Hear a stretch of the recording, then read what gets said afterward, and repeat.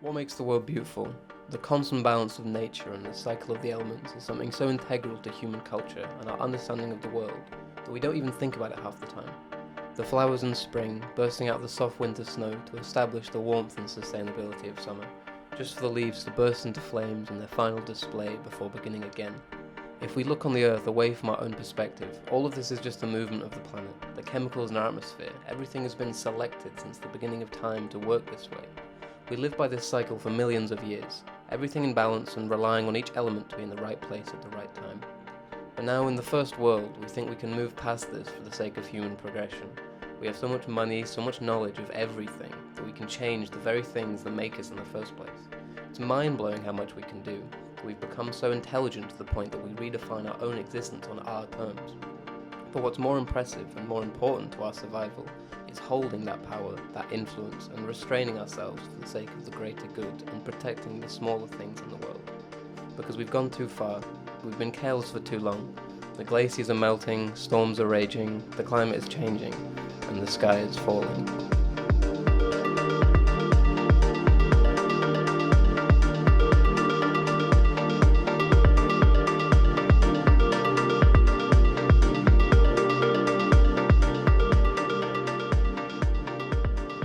Climate change is considered by most people to be the most pressing issue of the modern day.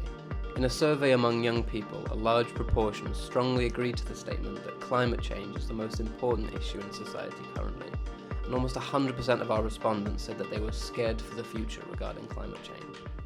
So my name's Charlotte Lasfesky, I'm 20 years old and I'm a youth activist that is mainly based in Manchester. Hi, my name's Gulliver, I'm 17 and I was part of Youth Strike Manchester for a pretty long time. These activism groups are a testament to the overwhelming feeling, especially in the younger generation, that something is wrong, that something needs to be done. Gradually, as things kind of built up, I started to think, how could I help out? So when the pandemic hit, I fully got involved in Youth Strike Manchester. You have to try and fit so much into your life and have to try and make sure that you have time for your friends, your partners, have time to make sure that you're getting a decent education and make sure that you're able to kind of experience life in the present. I think that young people have optimism, so there is kind of that drive to make our world a better place. Currently, I don't think enough is being done to stop the inevitable of the climate crisis, and I don't think that the current government are going to do anything unless something really significant does happen. Currently, Extinction Rebellion are down in London doing a massive rebellion, a massive protest, and they're going to be there until I think like the 17th of April, and so that's been kind of incredible to see, because it's like, yes, people are still here, people are still caring, people want a change, and we're showing the government that we still want a change and they're not doing enough. They come out with these plans and these promises, but we need actions, not words, and we need them to actually care and not think about themselves and think about the profits consistently. A real sense of realism and urgency is needed, and I don't think the adult population get that all the time. I first got involved with activism because I saw a Facebook post and I was really intrigued as to why we were protesting and why this strike was happening. Because I always thought that the government were going to be trying their best to protect the environment, to save future generations, just doing their best in general. So when I found out that they weren't, I was devastated. Somehow this issue of climate change is political, however. Arguments and debates in politics, often motivated by economic incentive or maintaining the status quo, instead of the greater good of humankind's longevity, grind actual change to a halt. For whatever reason, this discussion about global warming is now political, not scientific. For more than 30 years, the science has been crystal clear. And the clock is ticking to the furious rhythm of hundreds of billions of pistons and turbines and furnaces and engines with which we are pumping carbon into the air faster and faster. And this is absurd. It should be no more political than the best cancer treatment available or how we deal with a broken leg. How dare you continue to look away? And all those promises will be nothing but blah, blah, blah. It is a file of shame. cataloguing the empty pledges that put us firmly on track towards an unlivable world.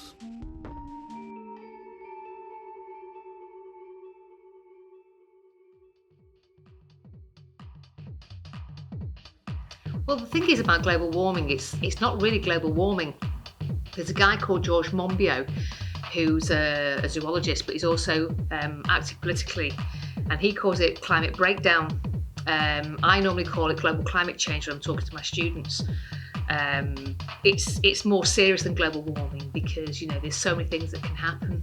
You know, global warming sort of implies that all that's going to happen is going to get warmer. But actually, when you start looking at weather patterns, we start looking at prolonged droughts. So we've got the idea that in some areas of planet Earth, and that's going to happen in the UK as well, we're going to get longer, drier summers, but we're also going to get drier winters as well. We're going to get milder, drier winters, and that's when we normally get all our rain. When the rain comes, it might come all at once, and we're not prepared for that. So we might have sort of droughts in some areas, we might have floods in other areas, some areas could get colder, some areas could get more storms. So you're going to get more extreme weather events happening. And then you start talking about how things can then upset really important cycles that happen on the planet. So to say global warming is simplifying it really. It's much more serious than that. And that's why people like George Monbiot and other eminent scientists are saying, look, we need to sort of look at all these individual effects.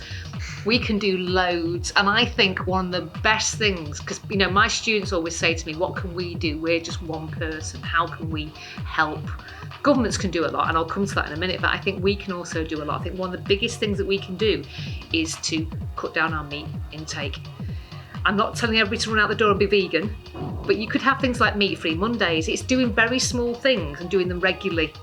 So meat-free Mondays, or cut out red meat completely, or cut out meat completely if you can do that. Another one we can do is using public transport more, ditch your car. You know, I was out in Brazil at one point, and I just remember spending an awful lot of time walking. And when I came back, I realised how much I use my car for small journeys. So I try now to leave my car. I have to use it for work just because of where I live, but I don't use my car at weekends at all now. I use public transport or I walk, and my students always laugh because I've got a shopping trolley. And I use a shopping trolley to do my shopping. Less food waste is another one. We throw away a third of the food that we grow in this country. And that's terrible, isn't it? Because that food then contributes 10% of our greenhouse gases. So we could get rid of that just by not growing that food in the first place. Because what's the point in growing something and using all that energy if we're just going to chuck it away? That is a really, really big one. Energy conservation as well. And this is where the government could come in, I think. The government could promote better insulation of your home. They could give you grants to insulate your home, because it isn't about producing more energy, it's about saving energy. And the other thing the government could do is help finance the change from using fossil fuels in your home to using hydrogen gas in your home. So they need to switch all your boilers over, because it's easy to get electricity from renewables, but the problem is we need to switch from gas to hydrogen to heat our to do our central heating.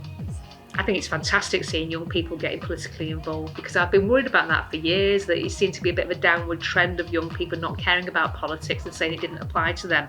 And I think what this climate crisis has done is really made people really worry about their future, you know, because it's going to impact on young people. Not me, I'll be dead.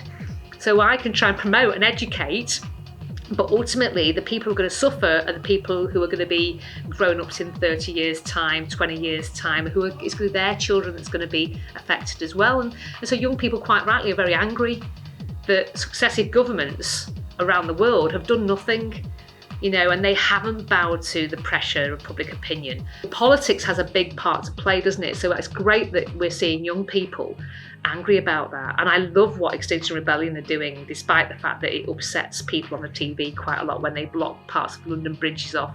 These groups have achieved a lot, and even when they haven't managed to force any significant change in our government, they've made an impact on the public consciousness of the subject. They do this through protests, public displays and marches.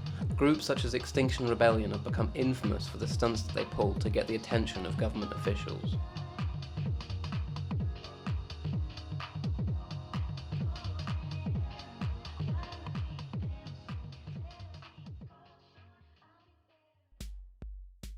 Humans have always wanted to improve, to do things just to prove that we can. But sooner than people realise, it will all be gone, and the world we want desperately to develop will be uninhabitable. We are only beginning to understand the consequences of our past actions, and see what we're doing to the world around us. A sad fact we must realise is that ultimately these decisions and our fates are down to the world leaders to make the moral choice for the sake of not just their own interests, but for the interests of the species as a whole. Individual lifestyle changes are a good thing and can be uniting among groups. However, the impact it has is minimal. Are you going to say that you did nothing and you sat back and you let this all happen? Conserve energy, conserve food, conserve water. Activism and spurring political change is the only way to really stop the mess we've caused and to bring our home back.